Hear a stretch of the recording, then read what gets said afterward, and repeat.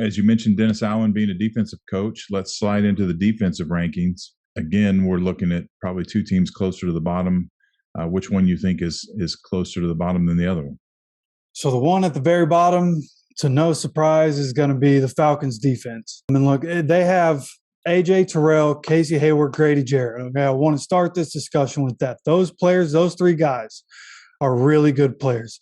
Everything else on that defense needs to go, needs to be fire sale. You need to draft guys. You need to find veterans in free agency. Like 2023, you have to roll out a different defense because what you have is not going to cut it. Last year, we took a look at what they did in 2021, which is basically the same defense. They haven't really changed much except for adding Casey Hayward. They were 30th in points allowed, 26th in yards allowed, 18th in pass yards allowed, 27th in rush yards allowed, 20th in takeaways. They lost a couple safeties, Keanu Neal, even though he's been injury prone, he's not even in the building anymore. So, this defense, I expect, in my opinion, going to get worse, even though they're bringing in Casey Hayward. The same guys are getting older. They're not producing. They're not changing anything. The coaching staff didn't change. I expect the Falcons defense to once again be one of the worst, if not the worst, in the NFL for 2022. Well, and never fear, Falcons fans. It's going to be a long season, but you'll have a new head coach this time next year, and we'll be having a different conversation for sure. All right, so I'm going to guess that puts number 3 at the Panthers. Is that right? You would be wrong, my friend. Oh, wow. Okay. Yep, a little bit of shakeup here, and it's going to surprise some people, especially when you look at the numbers from last year. But I'm going to put the Bucs defense down here, and then there are reasons for that. And first of all, the numbers from 2021 look like this. They were 5th in points allowed, 13th in yards allowed, 21st in pass yards allowed, 3rd in rush yards allowed, 5th in takeaways. All right, you have some great numbers there. Not so good in the passing numbers, but that was also because of some injuries. But what I'm looking at here is that I wanted to do a deep dive. I had heard some people talk about this Bucs defense maybe being overrated, so I went and did a deep dive on a couple of the players. First of all, Jason Pierre-Paul, not there anymore. He's been a crucial part of that front seven.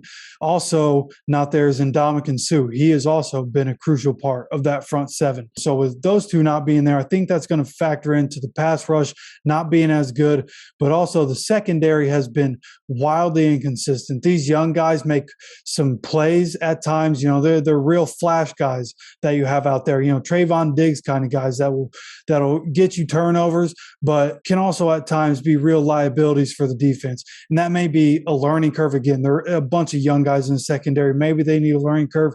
But for me, I looked at the inconsistencies that have happened, and I think there's something that is just in their nature, and it's in the nature of a Todd Bowles defense with as aggressive they can be. So for me, I think this defense has been overrated. Devin White, one of the most overrated linebackers, which kind of hurt to say because he's wildly athletic. And he makes some wild plays for you.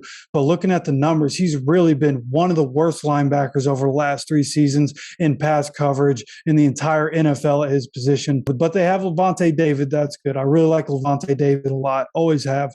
So this is still a decent defense. I still expect this to be a middle-of-the-pack defense. I'm not saying it's terrible by any means, but for me, they had to be 3rd in this division. Okay.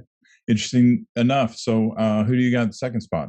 Second spot for me in this division is going to be the Panthers. I really like this Panthers. I think they're really underrated. They have a young secondary that I think is going to be really good. They started to play real well at the end of last season. If you remember, there was a trade that kind of took everybody by storm, and I think it kind of fell under the radar at the time.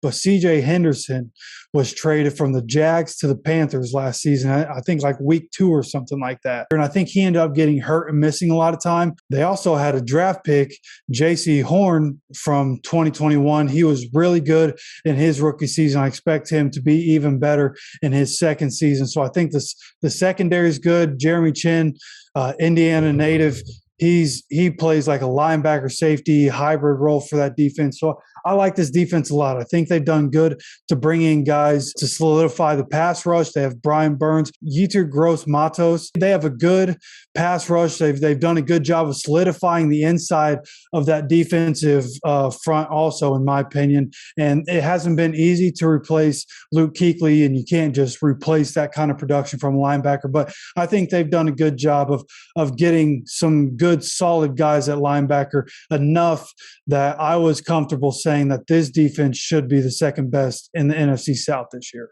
All right. So you think the Saints are going to have the best defense in the division, huh?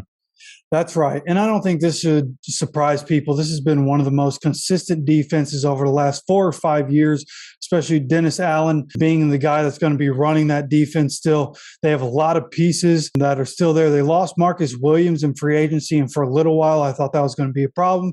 And then you go out and you sign Tyrann Mathieu in free agency, and he's still got it. So you basically, honestly, I think Tyrann might be better. So this defense, if anything, got better. You have Davenport coming back for that defensive line. He's healthy this season. So, you look at the numbers from last season, they were 4th in points allowed, 7th in yards allowed, 14th in pass yards, 4th in rush yards, and 10th in takeaways. So this is one of the best defenses in the league. I expect it to continue to be one of the best defenses in the league, and definitely the best defense in this division.